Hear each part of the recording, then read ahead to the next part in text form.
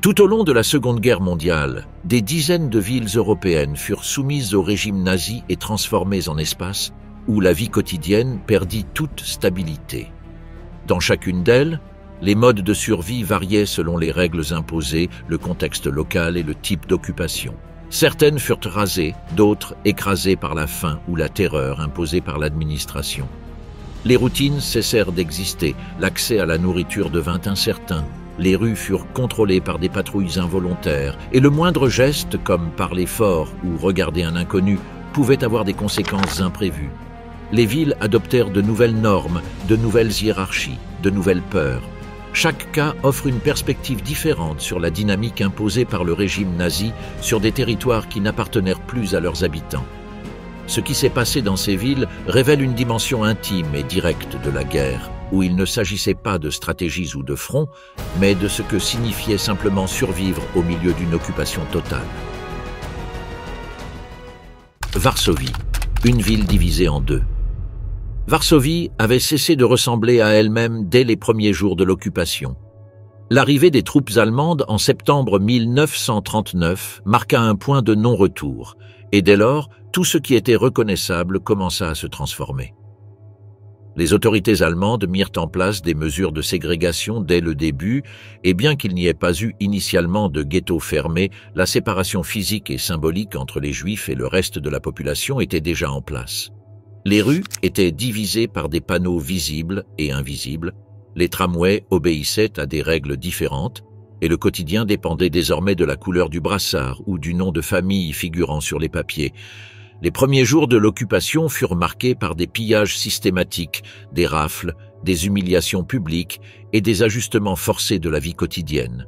Les magasins furent fermés, confisqués ou transférés aux Allemands. Les emplois disparurent, les revenus n'étaient plus réguliers et la nourriture se fit rare. Pendant ce temps, Varsovie restait animée, mais cette vie obéissait à de nouvelles règles. La ville n'était pas complètement encerclée, mais elle donnait déjà l'impression d'être un espace divisé, avec des zones marquées par la peur et d'autres par le contrôle.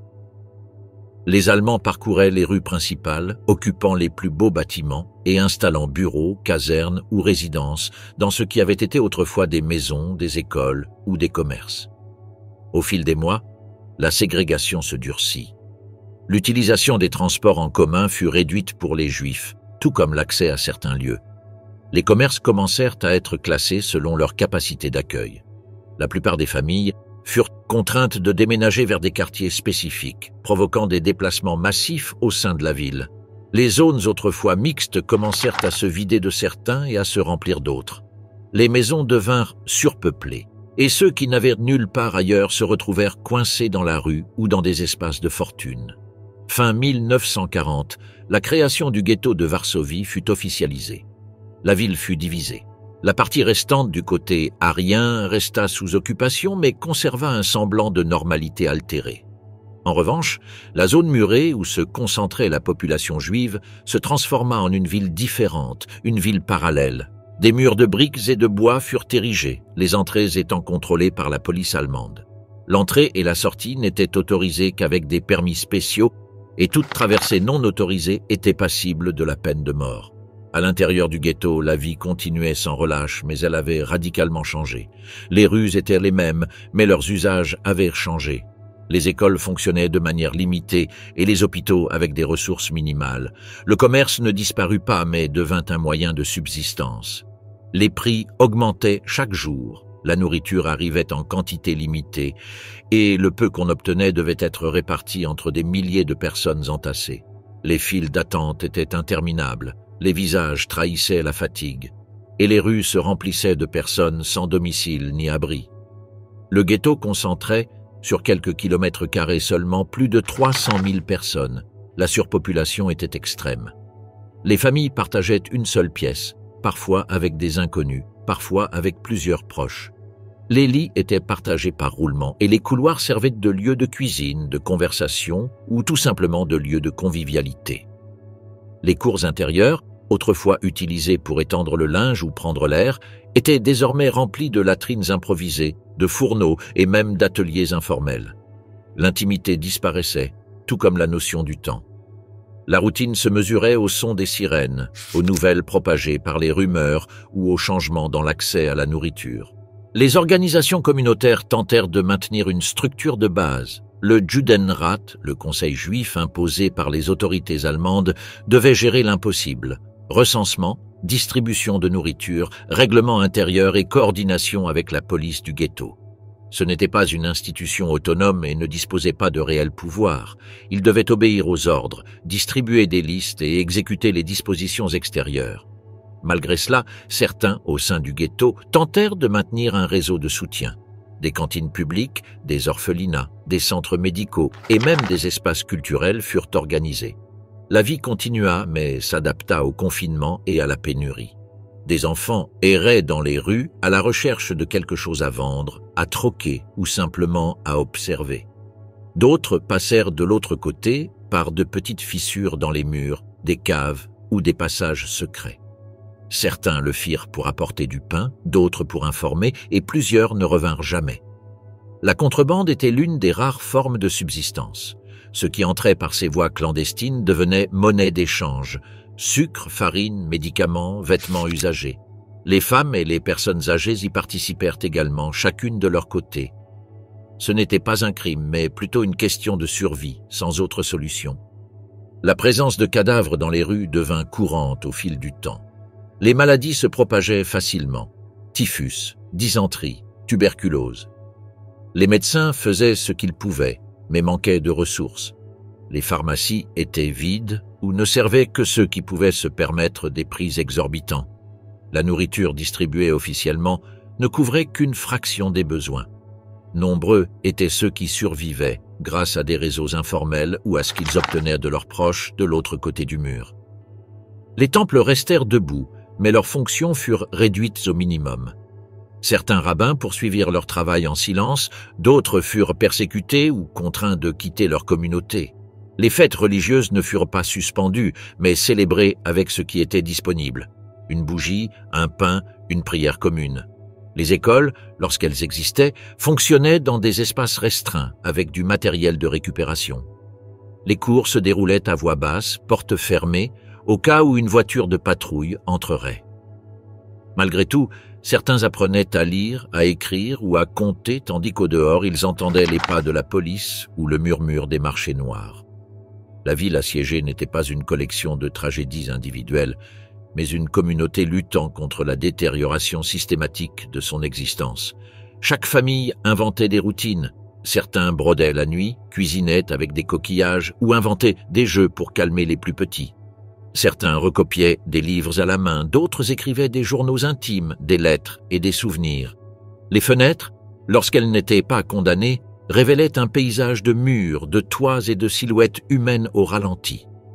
Les nuits étaient silencieuses ou interrompues par des cris, des coups de feu ou des rumeurs circulant à l'aube.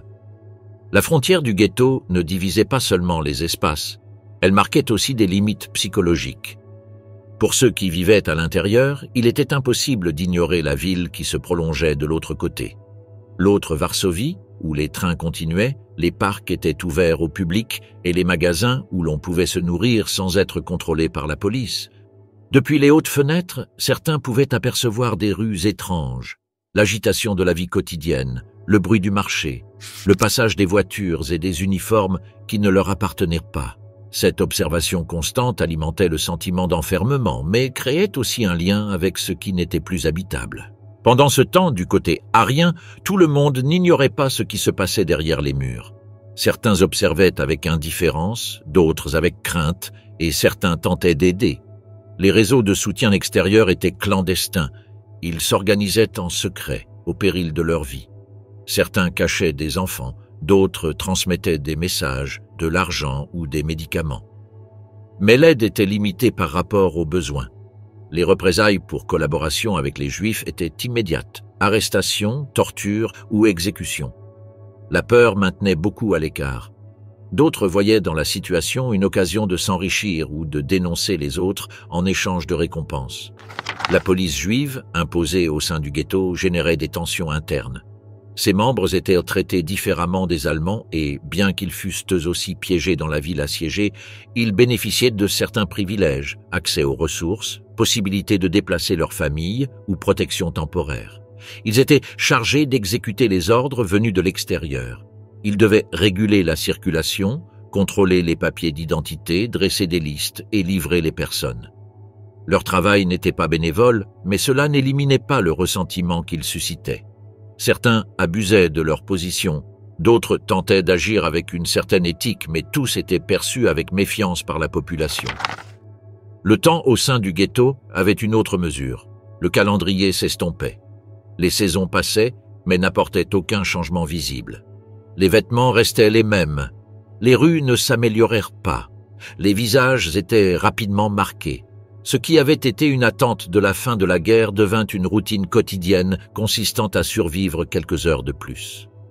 Le bruit des pas dans la nuit indiquait si une rafle avait lieu, si quelqu'un arrivait, si une exécution était imminente. Les murs écoutaient et les rumeurs se propageaient, faisant partie intégrante du quotidien. À partir de 1942, une nouvelle phase s'ouvrit. Les déportations massives transformèrent à nouveau la ville.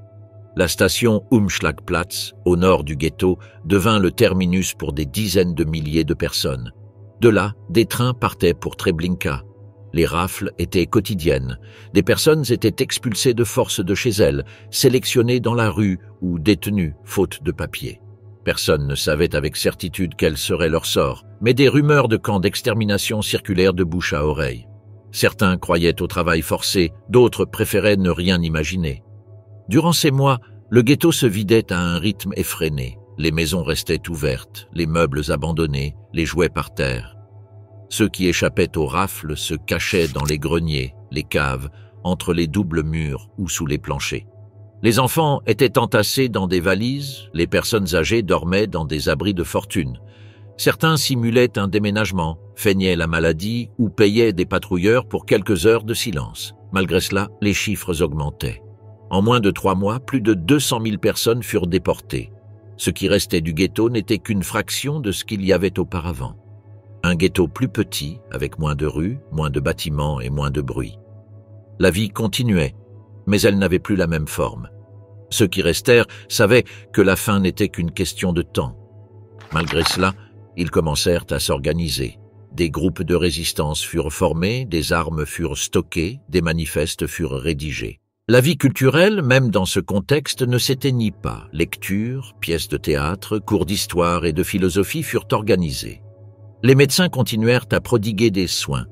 Les enseignants continuèrent à enseigner, les femmes continuèrent à cuisiner, les enfants à jouer dans ce qui restait des cours. L'humanité ne s'arrêta pas, malgré un environnement inhumain. En avril 1943, le soulèvement éclata. Un petit groupe de jeunes, armés de manière rudimentaire, affronta l'armée allemande. Le ghetto brûla pendant des semaines. Les maisons furent incendiées une à une. Les issues furent scellées. Les combattants résistèrent dans les tunnels, les greniers et les cages d'escalier. La ville encerclée devint un champ de bataille urbain. De l'autre côté du mur, les habitants du reste de Varsovie virent les colonnes de fumée, entendirent les explosions, et certains comprirent que c'était la fin de cette ville parallèle. La répression fut totale. Le ghetto fut détruit. Les rares bâtiments encore debout furent démolis. Les combattants morts furent enterrés dans des fosses communes et les survivants relogés dans des camps. La ville, une fois de plus, avait changé de visage. Il ne restait plus qu'un paysage de ruines, de briques détachées et de noms oubliés. Mais au milieu de cette dévastation, les récits manuscrits, les dessins, les listes, les dossiers enfouis dans des boîtes métalliques ou des bidons de lait subsistaient. Ils avaient été laissés par ceux qui savaient qu'ils allèrent disparaître, mais qui voulaient laisser une trace de ce qu'ils avaient vécu. Varsovie, finalement, n'était pas seulement une ville occupée ni une capitale en ruine. C'était le théâtre d'une existence parallèle qui défiait les lois de la faim, de l'enfermement et de l'extermination. C'était un espace où la routine se mêlait à la résistance, où les adieux étaient quotidiens, mais aussi les cours, les histoires et les gestes du quotidien. Chaque fragment d'histoire, chaque objet caché, chaque document secrètement conservé façonnait la mémoire d'une ville physiquement effacée, mais gravée par ceux qui l'ont habitée jusqu'à la fin. Paris occupé. Le matin du 14 juin 1940, un convoi allemand entra dans Paris sans rencontrer de résistance. Les troupes marchèrent d'un pas régulier le long des grands boulevards, tandis que la plupart des habitants observaient depuis leurs fenêtres closes ou se tenaient à l'écart des rues. Cette entrée ne fut marquée ni par des combats ni par des explosions. Le drapeau nazi fut hissé sur la tour Eiffel le jour même, sans aucune réaction de la ville. Ce silence n'était pas un signe de calme, mais plutôt le signe que Paris, sans un seul coup de feu, était passé sous contrôle étranger. Les premières patrouilles allemandes furent déployées à des points stratégiques, comme la place de la Concorde et le siège du ministère de l'Intérieur. La ville, qui quelques semaines plus tôt vibrait d'incertitude, était plongée dans une routine complètement bouleversée. Dans les jours précédents, plus de la moitié des Parisiens avaient quitté la capitale. On estime que près de 2 millions de personnes, dont des fonctionnaires, des artistes, des médecins, des employés de train et même des policiers, avaient quitté leur domicile pour le sud. Cet exode laissa des quartiers entiers vides et les hôpitaux en sous-effectif. Les trains à destination de la province s'effondrèrent et les gares se remplirent de valises, de documents abandonnés et d'avis de fermeture. L'occupation trouva une ville rétrécie, avec des rues plus calmes que d'habitude, des bureaux vides et des cafés fermés. Cependant, ceux qui restèrent, par nécessité ou par conviction, durent s'adapter à un nouvel ordre dès le premier jour. Les Allemands imposèrent immédiatement des réglementations. La circulation fut limitée à certaines heures, la signalisation routière fut traduite en allemand et les bâtiments publics placés sous contrôle militaire. Les journaux continuèrent d'être imprimés, mais sous la supervision directe des officiers allemands. La radio, contrôlée par les occupants, diffusait des rapports de guerre et de la musique autorisée. Les magasins restés ouverts proposaient des marchandises en quantité minimale. Le pain, le sucre et le carburant commencèrent à être rationnés. L'éclairage public fut réduit et la ville commença à s'assombrir à la tombée de la nuit. Les officiers allemands furent logés dans les plus beaux hôtels tels que le Meurice, le Ritz et le Crillon, tous situés près du Louvre. Des commandements administratifs et des officiers de liaison y furent installés. Les simples soldats furent logés dans des écoles, des clubs sportifs et des bâtiments confisqués. Certains commerces, comme les boulangeries et les tailleurs, furent réquisitionnés à l'usage exclusif de l'armée allemande. Des avis d'occupation furent affichés dans de nombreux foyers et les propriétaires reçurent l'ordre de quitter les lieux sans droit de manifester. Malgré les restrictions imposées par le nouveau régime, il n'y eut pas d'acte de violence de masse dans un premier temps. La stratégie allemande consistait à maintenir l'apparence de la normalité. Le café d'orge était toujours servi dans les cafés du quartier latin et les cinémas projetaient des films français censurés. Les expositions d'art et les concerts reprirent en quelques semaines, mais selon des critères imposés par les autorités d'occupation. Sur les avenues les plus fréquentées, les soldats allemands déambulaient parmi les piétons sans éveiller de soupçons visibles. La présence armée était constante, quoique discrète. Cependant, les structures internes de la ville commencèrent à changer. Artistes, écrivains et personnalités publiques durent faire face à des décisions immédiates. Certains, comme Jean Cocteau, continuèrent de fréquenter les salons et les publications, adaptant leur discours à ce qui était toléré. D'autres optèrent pour le silence ou le retrait. La présence allemande dans les cercles culturels était évidente. Des magazines et journaux comme Comédia et Le Figaro publièrent des articles évitant toute allusion à la guerre ou à l'occupation, se concentrant plutôt sur le théâtre, la littérature et la mode. Les autorités allemandes encourageaient cette continuité afin de véhiculer l'image d'une capitale fonctionnelle, même sous occupation étrangère. La vie quotidienne dans les quartiers populaires prit un autre tournant. Les files d'attente devant les boulangeries s'allongèrent et les autorités de Vichy instauraient le système des cartes de rationnement. Les familles recevaient des coupons indiquant la quantité exacte de pain, de viande ou de lait qu'elles pouvaient acheter par semaine. Les marchés de rue fonctionnaient avec une capacité limitée et des produits comme le café, le beurre et le savon commençaient à se raréfier. Les ventes illégales sur la voie publique et dans les commerces discrets se multiplièrent. Le marché noir prit rapidement de l'ampleur. Au cours des premiers mois, les arrestations furent sporadiques et ciblées sur des cas précis. Personnes signalées pour propos offensants, activités politiques suspectées ou citoyens enfreignant les règles de circulation. La police française, subordonnée mais opérationnelle, conserva sa propre structure. Au fil des semaines, les contrôles s'intensifièrent et les fouilles de documents commencèrent aux gares et aux carrefours stratégiques. Bien que les lois raciales ne soient pas immédiatement appliquées, des rumeurs circulaient déjà concernant des perquisitions et des recensements ciblant la communauté juive. La communauté juive de Paris, qui comptait plus de 200 000 personnes avant la guerre, commença à ressentir les effets de l'occupation dès le milieu des années 1940. Les commerces tenus par des juifs étaient signalés dans des registres internes et tenus d'afficher des panneaux indiquant leur origine. L'étoile jaune n'était pas encore imposée, mais la pression administrative s'intensifiait. Certaines écoles reçurent l'ordre de limiter l'admission des enfants juifs et les organisations caritatives commencèrent à peiner à distribuer l'aide. Les cafés et restaurants haut de gamme continuèrent de fonctionner, bien qu'avec des menus réduits. La clientèle, souvent composée d'officiers allemands, de collaborateurs français et de personnalités du monde de l'édition, se développa dans certains cercles, ignorant la situation générale. Les nuits de Montparnasse et de Montmartre ne disparurent pas totalement, mais leur public changea. La musique live continua dans certains clubs, à condition qu'elle ne contienne pas de chansons interdites ni d'artistes non autorisés.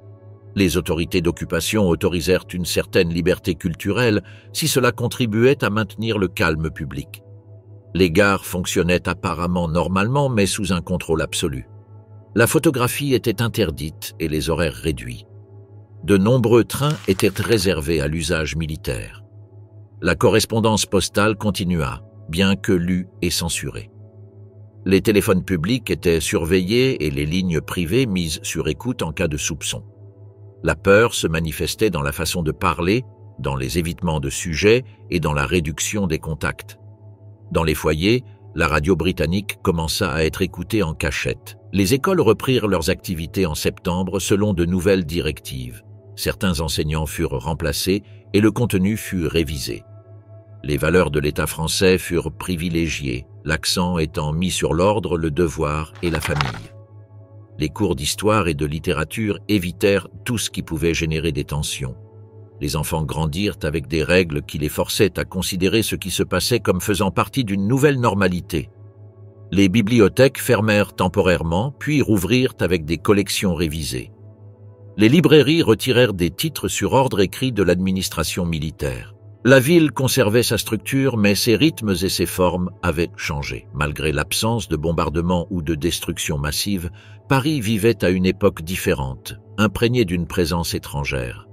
Les façades restaient les mêmes, mais derrière chaque fenêtre, chaque comptoir, chaque bureau, les règles avaient changé. Au fil des mois, la ville adopta une routine déformée par l'occupation. Les bruits ne suscitaient plus la même inquiétude et les visages en uniforme s'intégrèrent au paysage. Ce qui semblait d'abord une situation temporaire devint une structure stable. L'administration locale fonctionnait dans les limites imposées par l'occupant et les décisions les plus importantes étaient soumises au contrôle allemand. Extérieurement, la capitale continuait de fonctionner, mais sous un contrôle progressif qui modifiait tous les aspects de la vie urbaine. Les priorités changeaient, il ne s'agissait plus d'avancer, mais de préserver ce qui restait. Les artistes et les écrivains restés dans la ville étaient confrontés à des dilemmes constants. Certains restaient en marge, ne participant pas activement, mais acceptant les conditions imposées. D'autres choisissaient de collaborer directement ou indirectement avec les institutions culturelles du régime. Des contrats, des espaces d'exposition et des audiences garanties furent offerts à ceux qui acceptaient de s'aligner sur le discours officiel. Certains intellectuels saisirent ces opportunités sans réserve, signant des manifestes, assistant à des événements organisés par les autorités allemandes ou participant à des publications contrôlées. D'autres le firent par commodité ou par peur, convaincus que rester visible était une forme de protection. Le public s'adapta également. Les cinémas continuèrent de fonctionner, avec des projections soigneusement sélectionnées. Les librairies proposaient des titres autorisés et les stations de radio diffusèrent des discours officiels en parallèle de musique classique ou d'émissions de divertissement. Les salles de lecture, les bibliothèques et les cafés offrirent des espaces de discussion mais avec un ton modéré. L'environnement culturel ne disparut pas, mais il fonctionna dans des limites strictes. La censure non seulement élimina le contenu, mais définissait le cadre même du possible. Dans cet environnement, certains lecteurs apprirent à interpréter entre les lignes, tandis que d'autres préférèrent éviter toute forme d'interprétation. Les mesures contre les Juifs devinrent plus visibles. L'obligation de porter une étoile sur ses vêtements marqua un net changement dans le rapport à son environnement. Les restrictions administratives ne suffisaient plus. Désormais, chaque démarche se faisait sous la contrainte. La ségrégation devint la norme et les personnes exclues de la vie publique durent limiter leurs déplacements ou chercher refuge. La police française mit en œuvre ces politiques avec efficacité. Elle organisa des recensements, fit respecter les règlements et participa à des arrestations massives. Certains citoyens apportèrent une aide silencieuse, mais la plupart observèrent avec résignation ou indifférence. La peur, le conformisme ou l'incertitude bloquèrent toute tentative collective d'opposition. Les tentatives d'organisation de la résistance commencèrent à prendre de l'ampleur, mais restèrent minoritaires. Des réseaux clandestins, la distribution de tracts et des contacts avec le monde extérieur existaient, mais ils étaient menés avec une extrême prudence. Les échecs étaient sanctionnés par des arrestations, des déportations ou des exécutions. Les raids étaient sélectifs mais efficaces. La surveillance était continue et les autorités s'appuyaient sur des collaborateurs locaux. Parallèlement, certains membres de l'élite parisienne entretenaient des relations sociales avec des figures du régime.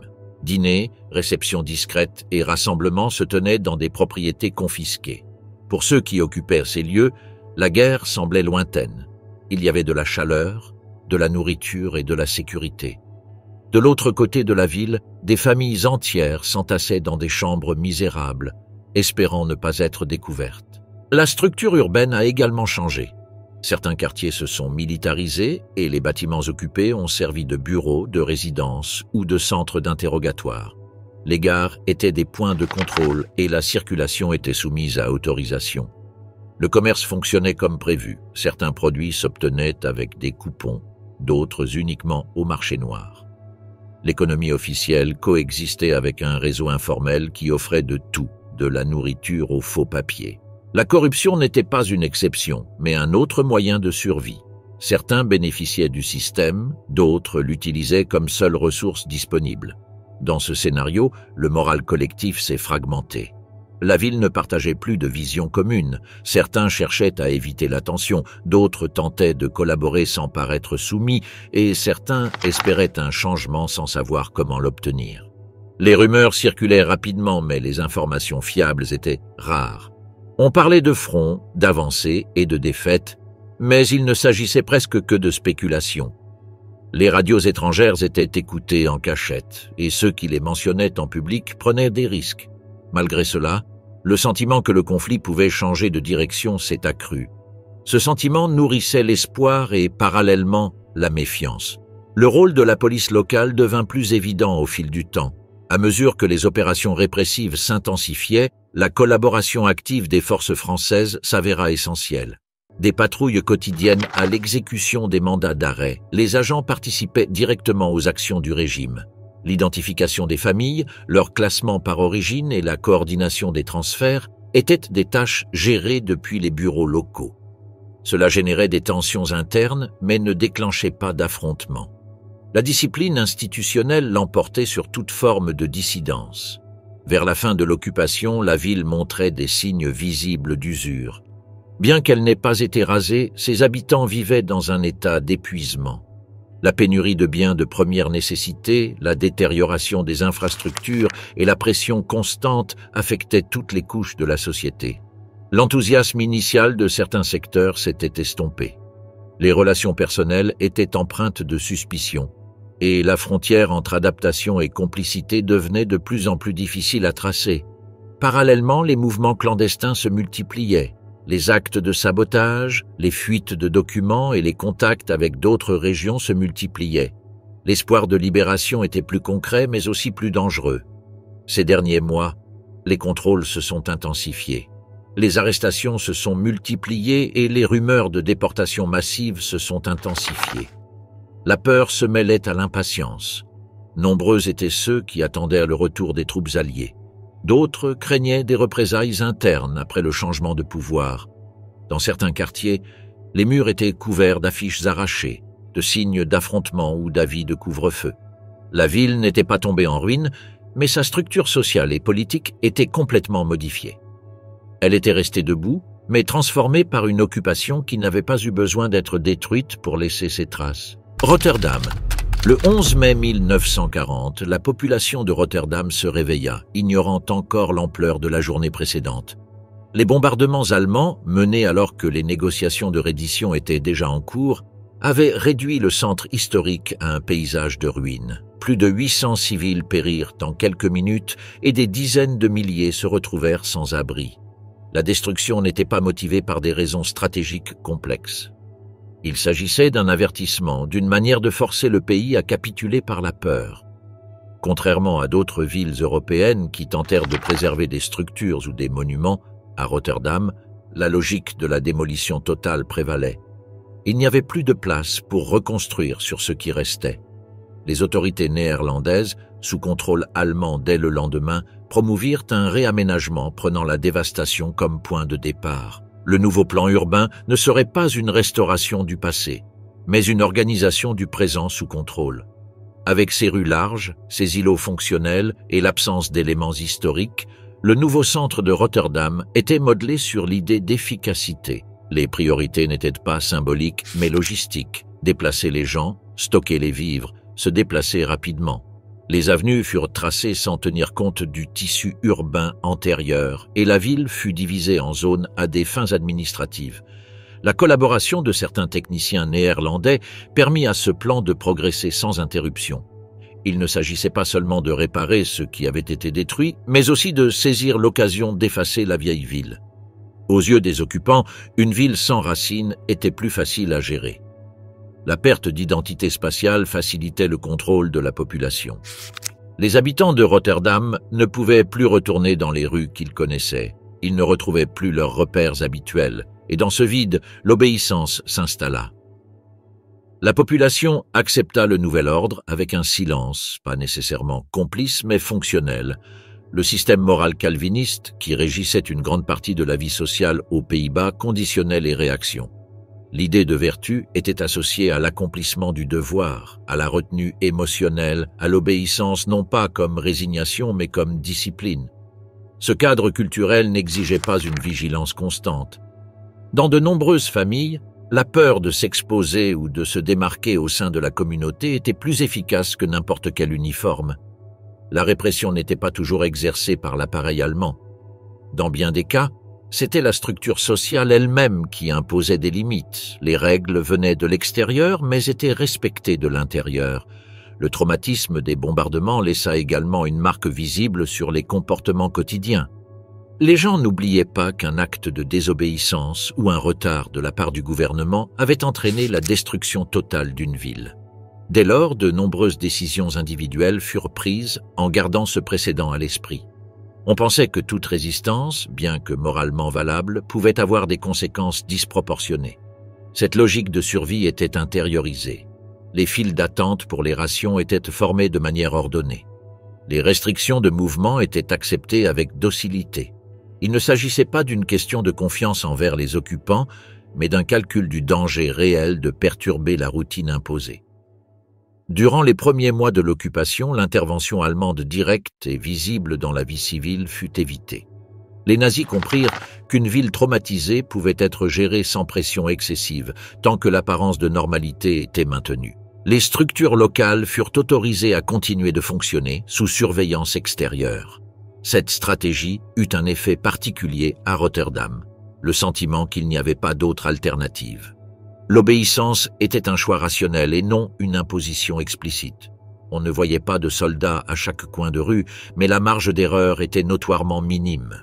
Les changements dans la vie urbaine ne se limitaient pas à l'architecture. Les marchés informels se développèrent comme seule réponse à la pénurie planifiée. L'approvisionnement alimentaire officiel était insuffisant et un réseau d'échanges parallèles se développa, évitant toute exposition publique. Le commerce de nourriture, de charbon de bois et de produits de première nécessité devint une activité silencieuse, presque rituelle. La ville s'organisa en petites alliances, groupes familiaux ou de quartiers fonctionnant selon leurs propres règles. Les relations sociales cessèrent de dépendre des institutions et se fondèrent sur une confiance minimale. Dans ce contexte, la dénonciation était un risque constant. La répression n'avait pas besoin d'être massive. Des cas isolés suffisaient à marquer les limites. Quelques arrestations publiques, expulsions ou exécutions ponctuelles renforcèrent l'idée que la désobéissance était déconseillée. Il ne s'agissait pas de chiffres, mais de symboles. Dans un environnement où chacun partageait la peur, l'histoire d'une famille dévastée pour avoir caché quelqu'un suffisait à dissuader les autres. L'obéissance fonctionnait comme une forme d'autoprotection. Non pas parce que les gens croyaient au système, mais par crainte d'un effondrement personnel. Les chefs religieux locaux conservaient un rôle ambigu. Ils ne prônèrent pas la résistance active, mais ne s'alignaient pas non plus sur le régime. Leur discours insistait sur la nécessité d'endurer l'adversité avec humilité, sans provoquer ni déstabiliser. Cette position s'inscrivait dans la tradition calviniste, centrée sur le sacrifice individuel et la patience. De nombreuses églises prêchaient la souffrance comme voie morale, renforçant ainsi l'acceptation de l'ordre établi. La population trouvait dans ces sermons une justification à sa passivité.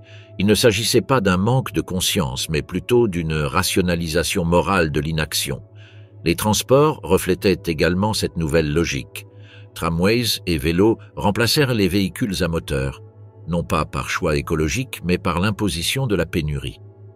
La ville se déplaçait silencieusement, lentement. Ce rythme forcé impactait la perception du temps. Les journées semblaient plus longues, les trajets plus difficiles, les réunions plus courtes. Chaque activité quotidienne était menée avec prudence, comme si tout mouvement pouvait être perçu comme suspect. Même dans l'intimité des foyers, les gens parlaient à voix basse. Dans ce climat de contrôle subtil, la ville fut reconstruite sans enthousiasme. Les commerces rouvrirent, les services furent rétablis, les rues nettoyées. Mais ce processus n'était pas empreint de fierté. La normalité était feinte, maintenue par commodité et non par conviction. Rotterdam n'a pas été construite comme un symbole de résilience, mais comme un lieu expérimental de réorganisation fonctionnelle. Une ville sans histoire visible, avec des normes imposées et une population adaptée à la peur. Dans ce contexte modifié, l'éducation a joué un rôle fonctionnel plutôt que formateur. Les écoles ayant survécu au bombardement ont rouvert sous surveillance avec des programmes adaptés. Le contenu des sciences humaines a été réduit et les matières techniques ou pratiques, comme la comptabilité, le dessin industriel et le calcul, ont été renforcées. L'histoire nationale a été censurée, la littérature néerlandaise remplacée par des textes neutres et l'expression artistique réprimée. La pensée critique et la discussion n'ont pas été encouragées. La classe est devenue un espace d'obéissance précoce où l'important était de se conformer, non d'exceller. De nombreux parents ont accepté cette transformation par peur des représailles, mais aussi parce qu'ils pensaient qu'un enfant discipliné avait de meilleures chances de survie dans un monde prévisible. Les bibliothèques publiques s'étaient contrôlées selon des critères idéologiques. Les titres jugés contraires à l'ordre allemand étaient retirés et seules les publications approuvées par la censure étaient autorisées. La lecture devint une activité privée, déconnectée des échanges collectifs. Dans certains foyers, les livres interdits étaient conservés avec un soin extrême, protégés comme des reliques silencieuses. Ces bibliothèques personnelles ne constituaient pas des actes de résistance active, mais des tentatives de préserver un passé qui n'avait plus de place publique. L'utilisation de l'espace urbain était également réglementée. Les parcs du centre-ville, réaménagés après la destruction, ne servaient plus de lieux de loisirs. C'étaient des espaces vides, gardés et agrémentés de bancs vides. Les rencontres spontanées étaient découragées. Les places cessèrent d'être des points de rencontre pour devenir des zones de transit. Les autorités imposèrent des horaires, des itinéraires et des limites à tous les déplacements. Les activités de loisirs disparurent en tant que catégorie visible. Les célébrations traditionnelles furent annulées ou absorbées par l'appareil de propagande.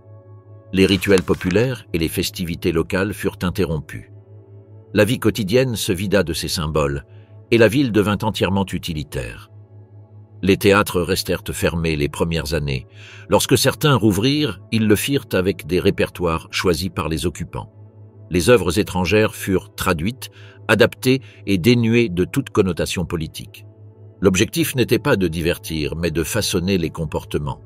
Assister à une représentation impliquait d'accepter des conditions contrôlées, des horaires restreints et un public restreint. De nombreux citoyens choisirent de ne pas y assister, plus par prudence que par conviction. L'art cessa d'être un espace d'expression.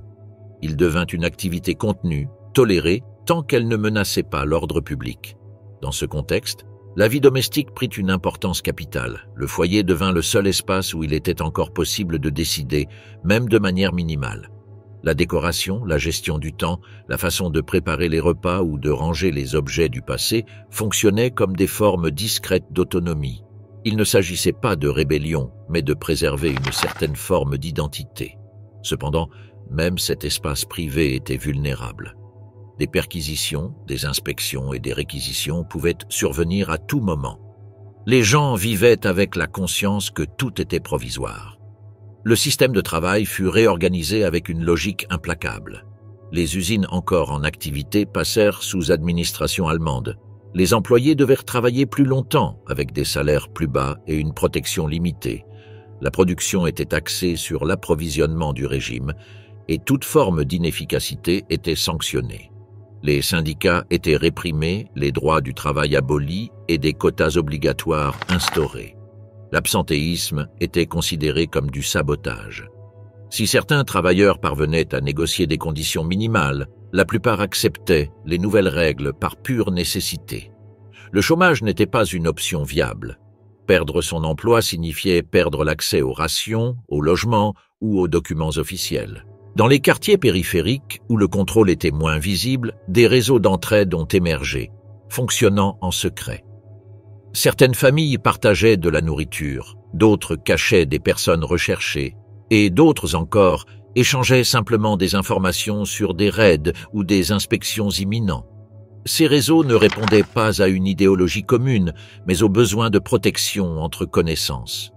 Il s'agissait d'alliances pragmatiques, fragiles et changeantes, où la confiance se mesurait à des actions concrètes. Les informateurs représentaient une menace constante. Une plainte anonyme suffisait à démanteler toute tentative de collaboration. La surveillance n'était pas exercée uniquement d'en haut. De nombreux citoyens se comportaient comme les yeux du régime, motivés par la peur, l'opportunisme ou la conviction. Certains dénonçaient leurs voisins pour obtenir des privilèges, d'autres pour éviter les soupçons. Cette dynamique a brisé les liens traditionnels. Les communautés se sont fragmentées en cercles fermés. Les conversations sont devenues brèves, les visites rares et la courtoisie superficielle. Personne ne savait avec certitude qui écoutait ni avec quelles conséquences. Les jeunes grandissaient dans cet environnement sous une double pression, la moralité du foyer et la discipline extérieure. On leur demandait une obéissance inconditionnelle, mais aussi un enthousiasme pour le nouvel ordre. Certains étaient recrutés dans des organisations de jeunesse liées au régime, où ils apprenaient à défiler, à obéir aux ordres et à répéter des slogans. La formation était axée non pas sur les compétences, mais sur la loyauté. Les familles acceptaient cette participation par peur des représailles ou parce qu'elles pensaient protéger leurs enfants. L'enfance était vécue avec une maturité forcée, où la spontanéité était remplacée par une surveillance précoce. La langue était également un outil de contrôle. L'usage public du néerlandais était restreint dans certains espaces officiels, et l'allemand était promu comme langue dominante. Bien que cette imposition ne fût pas pleinement appliquée, elle entraîna un changement subtil dans la vie quotidienne. Affiches, avis et formulaires administratifs commencèrent à être rédigés en allemand. De nombreux commerçants adoptèrent des noms germanisés pour leur commerce afin d'éviter les ennuis. À l'école, les salutations et les slogans obligatoires étaient dictés dans la langue de l'occupant. L'adaptation linguistique était une autre forme d'obéissance invisible. La presse fonctionnait comme un canal de propagande, sans aucune place pour la dissidence. Les journaux locaux furent fermés ou absorbés par des agences contrôlées. Les reportages omettaient les abus, glorifiaient les actions du régime et présentaient la situation comme stable. Un récit s'est construit selon lequel la ville progressait grâce à l'ordre imposé. L'absence de médias alternatifs a renforcé ce récit. En l'absence de preuves tangibles du contraire, beaucoup ont accepté cette version par inertie. L'accès aux radios étrangères était pénalisé. Écouter une station interdite pouvait entraîner une arrestation. Ainsi, l'information cessa d'être un droit pour devenir un privilège dangereux. Au fil des ans, la ville, modifiée par l'occupation, est devenue un paysage quotidien. Les nouvelles avenues, les blocs fonctionnels, l'absence d'histoire visible, les règles internes de silence et de prudence faisaient partie du quotidien. Il n'y avait ni enthousiasme, ni fierté. que de la permanence. Survivre signifiait s'adapter, non se transformer. L'obéissance, la retenue et la routine étaient des outils utiles dans un contexte sans alternative claire.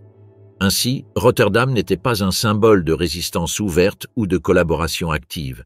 C'était un espace façonné par la peur, par une réorganisation forcée et par la logique pratique de ceux qui comprenaient que, sous certaines conditions, la conformité pouvait être le seul moyen de continuer à exister. Prague, la machinerie de la peur. Pendant l'occupation allemande, Prague n'était pas simplement une ville sous contrôle étranger, mais un espace méticuleusement façonné par une administration qui faisait de la peur un outil de gouvernement. Dès les premiers mois, l'appareil répressif allemand opéra avec une précision chirurgicale, transformant la routine urbaine en un environnement où chaque comportement était observé, enregistré et, si nécessaire, puni. Il ne s'agissait pas seulement de contrôler la population, mais de façonner son comportement par une peur constante. L'accession de Reinhard Heydrich au poste de protecteur du Reich en Bohême-Moravie marqua un tournant. À son arrivée en septembre 1941, le régime passa d'une administration autoritaire à un modèle d'occupation systématique visant à éliminer toute résistance, même potentielle. Sa première action fut de déclarer l'état d'urgence et d'adopter une série de règlements suspendant les droits fondamentaux. Les arrestations préventives se multiplièrent et les condamnations à mort, jusque-là différées, furent réactivées. La Gestapo avait des instructions claires: neutraliser toute forme de dissidence, du sabotage organisé aux propos subversifs tenus à voix basse.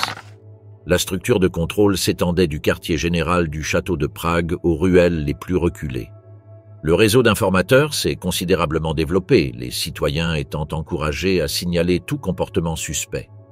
Dans les usines, les écoles et les immeubles résidentiels, il était courant qu'un ouvrier, un voisin, voire un proche soit identifié comme collaborateur. Les lettres s'étaient ouvertes, les appels surveillés et les visites enregistrées. Le message était clair. Chaque mot pouvait être transformé en preuve, chaque geste mal interprété en preuve de culpabilité. Le nombre d'exécutions augmenta de manière alarmante. Contrairement aux premières années de l'occupation où des peines de prison ou des travaux forcés étaient imposés, sous Heydrich, la peine de mort devint la solution privilégiée. Il n'était plus nécessaire de prouver la culpabilité au-delà d'un soupçon fondé. En une semaine de son mandat, plus de 180 personnes furent exécutées, publiquement ou secrètement. Les familles n'étaient pas prévenues et les corps ne furent pas restitués. La disparition sans laisser de traces devint un élément du châtiment. L'objectif n'était pas seulement d'éliminer l'individu, mais de laisser un vide qui déstabilisait son environnement. La surveillance s'étendit également à la vie institutionnelle. Les universités, autrefois centres de réflexion et de débat, se transformèrent en espaces silencieux et craintifs. Les activités étudiantes furent suspendues indéfiniment. Les professeurs devaient soumettre leurs cours à un contrôle préalable, évitant toute référence historique, politique ou littéraire susceptible d'être considérée comme ambiguë. Certains départements furent entièrement fermés et les campus restèrent sous surveillance régulière. Ce qui avait été un bastion culturel servait désormais de rappel de ce qui avait été perdu. Heydrich n'avait pas besoin de déployer une armée pour imposer l'obéissance. Il suffisait que les règles soient imprévisibles et les conséquences brutales. Le régime évitait d'imposer des règles fixes, il préférait maintenir une marge d'ambiguïté qui paralysait la population. Personne ne savait avec certitude ce qui était autorisé et ce qui ne l'était pas. Cette marge d'incertitude générait un état d'alerte permanent où le plus sûr était de se taire, de s'exprimer, de faire confiance. La ville devint un espace où le silence était préféré au risque et la passivité au questionnement. Les campagnes de propagande renforcèrent cette atmosphère. Des affiches portant des messages menaçants furent placardées dans les stations de tramway, sur les marchés et aux entrées des bâtiments, avertissant que la collaboration avec les ennemis du Reich serait punie sans exception. Les journaux télévisés diffusaient des images d'exécutions sommaires, accompagnées de voix racontant les crimes commis par ceux qui, selon la version officielle, tentaient de déstabiliser la paix. Même les journaux locaux étaient tenus de publier la liste des condamnés avec leur nom complet et les accusations générales portées contre eux afin de démontrer qu'aucun citoyen n'échappait au radar des autorités. Le château de Prague, centre symbolique du pouvoir, servait de centre de coordination du système de contrôle. De là, les ordres étaient donnés, les rapports reçus et le sort de centaines de personnes étaient décidés chaque semaine. Heydrich tenait de fréquentes réunions avec les chefs de police, les officiers de l'armée et les responsables de l'administration civile. L'objectif n'était pas seulement de réprimer, mais de concevoir une occupation fonctionnelle et harmonieuse, ne nécessitant pas de troupes massives dans les rues. Sa méthode consistait à gouverner par anticipation afin que chaque habitant intériorise les limites avant de les transgresser. La peur s'infiltrait également dans les aspects les plus quotidiens. Les magasins devaient être fermés à des heures précises, les réunions de famille ne pouvaient dépasser un certain nombre de personnes et la possession de certains aliments ou outils était un motif d'interrogatoire. La surveillance s'étendait même aux célébrations religieuses où les prêtres avaient pour instruction d'omettre toute référence susceptible d'être interprétée comme une opposition voilée. Tout écart au protocole suffisait à justifier une intervention. La vie quotidienne devint un exercice d'autocensure permanente. Dans les quartiers populaires, où le niveau d'organisation préalable était le plus élevé, des unités spéciales de police furent déployées. Les entrées et les sorties étaient contrôlées et les permis de travail fréquemment vérifiés. Dans certaines zones, les marchés furent remplacés par des points de distribution centralisés sous supervision allemande. L'objectif était double, limiter les échanges non autorisés et faciliter l'identification de contacts subversifs potentiels. Chaque transaction était observée, chaque livraison notée, chaque absence signalée. Les communautés cessèrent d'être des réseaux de soutien pour devenir des champs de mines de suspicion. En quelques mois, Heydrich réussit ce que la force brute seule n'avait pas réussi à faire. Paralyser une population entière sans confrontation ouverte. Prague, tout en restant une ville vivante, devint une ville immobile. Les tramways continuèrent de circuler, les enfants allèrent en classe, les ouvriers continuèrent à travailler, mais tout se déroulait dans un cadre de résignation collective, où l'obéissance n'était pas un choix, mais une condition de survie. Sous le règne de Heydrich, Prague devint un laboratoire de contrôle total. L'administration tchèque continua de fonctionner, mais fut dépouillée de tout pouvoir réel. Les décisions importantes étaient supervisées directement depuis le château. L'obéissance administrative n'était pas symbolique, mais obligatoire. La police locale était intégrée au système de surveillance du Reich avec des instructions précises pour signaler les mouvements suspects et mener des opérations de répression sans poser de questions. Les quartiers étaient divisés en secteurs avec des responsables désignés. Chaque incident, visite, achat ou absence était enregistré. Les écoles, les églises et les hôpitaux alimentaient un flux constant de données. Le système n'exigeait pas de sanctions massives, les disparitions ciblées suffisaient à susciter la peur. Nombre d'entre eux étaient emmenés dans des établissements éloignés sans laisser de traces. Le silence entourant ces absences renforçait l'autocensure. Les exécutions publiques étaient rares mais soigneusement rapportées. La presse locale les présentait comme des mesures techniques. La radio soulignait la stabilité qu'elle générait. Parallèlement, les usines mettaient en place une surveillance directe avec contrôle des biens, des conversations et une surveillance constante. Tout dysfonctionnement pouvait être suspecté de sabotage. Le langage bureaucratique était déshumanisant. Il ne s'agissait pas de personnes, mais d'individus instables ou peu fiables. Les arrestations n'exigeaient aucune preuve. Un retard, une réponse imprécise ou une lettre injustifiée suffisaient. La population comprit rapidement. Les interactions furent réduites, les portes furent fermées, les salutations disparurent, l'isolement était la seule défense. Les tramways circulaient, mais les passagers restaient silencieux. Les agents pouvaient monter à bord à tout moment. Les mauvaises réponses entraînaient une arrestation. Les visites nocturnes nécessitaient des autorisations spéciales. Les célébrations religieuses étaient réglementées. Les réunions de famille étaient restreintes. La peur remplaçait les coutumes. Heydrich était invisible mais omniprésent. Son visage apparaissait dans les gares et les bureaux. Personne ne prononçait son nom à voix haute.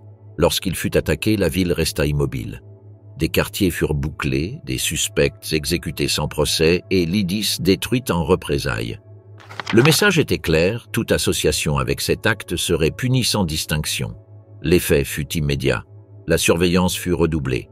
Les églises furent surveillées, les cimetières remplis. L'exigence n'était pas seulement l'obéissance, mais la dissolution de toute frontière personnelle. Le contrôle n'était pas seulement externe, il avait été internalisé. La ville entière fonctionnait comme un réseau de surveillance entrecroisé. Prague sous Heydrich n'était pas seulement un territoire occupé, c'était un système fonctionnel où chaque geste, chaque mot, chaque omission pouvait être interprété comme une menace. La vie continuait, mais avec une seule règle, ne pas se démarquer, ne pas parler, ne pas faire confiance. Famine massive en Grèce. À l'automne 1941, alors que le reste de l'Europe était déjà entraîné au cœur du conflit, la Grèce connut un destin unique et dévastateur. Avec l'installation des armées allemandes à Athènes et dans des points stratégiques du pays, les conditions de vie commencèrent à se dégrader considérablement. Les soldats allemands prirent le contrôle non seulement du territoire, mais aussi des vivres, des infrastructures et des moyens de subsistance. Les réserves nationales de blé et d'autres produits furent confisquées pour approvisionner les troupes de l'Axe, et le peu qui restait fut donné à ceux qui collaboraient avec le nouvel ordre. Les villes, notamment Athènes et le Pirée, commencèrent à en ressentir les conséquences en quelques semaines. Le réseau ferroviaire fut complètement paralysé, empêchant le transport des vivres des zones agricoles vers les zones urbaines. Le blocus naval imposé par les Britanniques aggrava encore la situation. Dans un pays montagneux, au réseau de communication fragile et aux routes rares, l'interruption des transports équivalait à un siège meurtrier. Les magasins fermèrent faute de marchandises et les marchés perdirent leur fonction habituelle. Au lieu d'offrir des marchandises, ils devinrent des lieux de commérage, de troc désespérés et de surveillance. L'inflation atteignit des niveaux absurdes et l'argent perdit sa valeur presque immédiatement. À la place, des biens concrets commencèrent à circuler comme unité d'échange. Une savonnette pouvait valoir plus que des billets de banque entiers. Le premier hiver sous occupation révéla l'ampleur de la catastrophe. Les morts de faim se comptèrent par milliers. Des corps d'hommes et de femmes gisaient sur les trottoirs d'Athènes, recouverts de couvertures ou de cartons. Certains furent enlevés par leurs proches, mais d'autres restèrent exposés pendant des jours, attendant qu'une autorité les retire. Les morgues furent débordées et de nombreux corps furent enterrés sans identification. Les quartiers pauvres furent les premiers décimés. Dans certaines zones, le nombre moyen de morts dépassait les 30 par jour.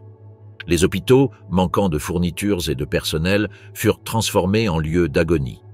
Les médecins tentèrent d'atténuer les souffrances avec le peu qu'ils purent trouver, mais dans bien des cas, il n'y avait même pas d'eau potable.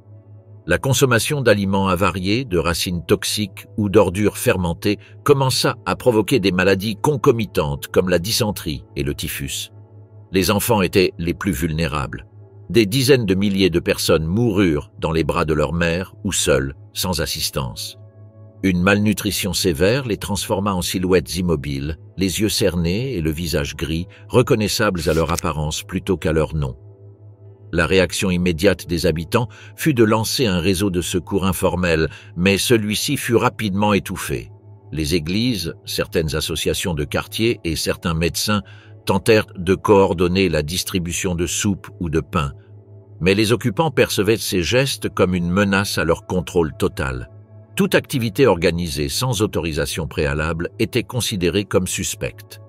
Les soupes populaires commencèrent à être surveillées, et ceux qui collaboraient à leur fonctionnement furent interrogés, arrêtés ou, dans les cas extrêmes, exécutés. Parallèlement, le marché noir apparut comme le seul moyen de survie. Des individus ayant accès aux entrepôts, des soldats corrompus ou des marchands clandestins commencèrent à manipuler le flux limité de nourriture en échange de bijoux, de biens ou de faveurs. 1 kilo de riz ou de sucre se vendait à des prix exorbitants. Le troc devint le maître mot des relations. Le marché noir s'est étendu à tous les quartiers et est devenu un réseau parallèle et omniprésent, toléré par les Allemands quand cela les arrangeait et réprimé lorsqu'il échappait à leur contrôle. La figure du mésitis, l'intermédiaire qui reliait le paysan au consommateur urbain, a acquis un pouvoir momentané, mais est aussi devenu la cible du mépris populaire. On les accusait de s'enrichir pendant que les autres mouraient. Le désespoir a atteint un tel niveau que certains ont pillé ces intermédiaires ou les ont dénoncés aux occupants pour finalement prendre leur place. Les relations humaines ont été complètement déformées, les liens communautaires se sont désintégrés et la survie individuelle a dominé toutes les décisions. Au milieu de cette misère, les chefs de quartier ou les représentants de la communauté qui s'opposaient au pillage et tentaient d'organiser la résistance ou l'entraide commencèrent à disparaître. La Gestapo et les autorités collaborationnistes n'hésitèrent pas à étouffer toute voix qui remettait en question l'administration. Les exécutions publiques furent rares mais significatives. La nouvelle se répandit qu'un médecin, un prêtre ou un enseignant avait été abattu pour avoir organisé un réseau de solidarité. À d'autres occasions, ils furent arrêtés et contraints de disparaître sans laisser de traces. La peur devint un outil de contrôle. Toute la communauté comprit que la simple tentative d'aider pouvait être synonyme de condamnation. La vie quotidienne fut reconfigurée selon cette logique de terreur et de faim. Sortir chercher de la nourriture pouvait se solder par un passage à tabac, un vol ou une arrestation. Les hommes passaient des heures à attendre devant les boulangeries fermées, espérant une distribution soudaine. Les femmes écumèrent la ville à la recherche de restes comestibles. Les enfants s'improvisèrent éboueurs, pénétrant dans les décharges ou les entrepôts détruits, risquant leur vie pour quelques obus. La structure sociale grecque vola en éclats en quelques mois. L'occupation a non seulement entraîné une perte de souveraineté politique, mais aussi la destruction de tous les réseaux de soutien, de toute prévisibilité économique et de toute forme de dignité. La famine est devenue un phénomène structurel, activement entretenu par les décisions administratives du régime d'occupation. Personne ne savait s'il survivrait au lendemain. La faim n'était pas un effet secondaire de la guerre. En Grèce, elle s'était transformée en méthode de domination. Au printemps 1942, la situation en Grèce atteignit l'un de ses points les plus critiques. Les pénuries ne se limitaient plus à la nourriture. Le manque de charbon, de vêtements, de médicaments et de carburant rendait la vie urbaine pratiquement impossible. Les transports publics s'effondrèrent et de nombreuses personnes durent parcourir de longues distances à pied, le ventre vide. Les pillages d'entrepôts vides se multiplièrent. Même lorsque les magasins n'avaient plus rien à offrir, des groupes désespérés brisaient les vitrines à la recherche de quoi manger ou troquer. La police collaborationniste, armée par les Allemands, patrouillait dans les rues avec pour ordre de disperser les troubles, tirant souvent sans sommation. Dans les quartiers les plus pauvres d'Athènes, le contrôle se resserra. L'aide internationale, limitée par le blocus britannique, tardait à arriver et était inégalement répartie. Certaines organisations suisses et scandinaves tentèrent de mettre en place des réseaux d'aide alimentaire, mais leur accès était réglementé par les autorités allemandes. La nourriture était souvent détournée vers les autorités ou vendue par des intermédiaires avant d'atteindre les personnes dans le besoin. Les promesses d'aide suscitaient plus de frustration que de soulagement. Parallèlement, la présence de corps sans vie dans les rues cessa d'être une nouvelle. Elle devint partie intégrante du paysage urbain. La population, physiquement et moralement brisée, réagit à peine. Des familles entières disparurent sans laisser de traces. Et certaines choisirent d'abandonner leurs enfants dans des institutions, espérant qu'ils auraient de meilleures chances de survie. La famine de 1941 à 1942 fit non seulement plus de 100 000 morts, mais modifia aussi le rapport de la société grecque au pouvoir, à la communauté et à l'espoir. Ce fut une catastrophe provoquée, entretenue par une administration qui considérait la faim comme un instrument de punition, de contrôle et de démobilisation. Le silence qui entoura ces mois fut aussi mortel que la misère elle-même.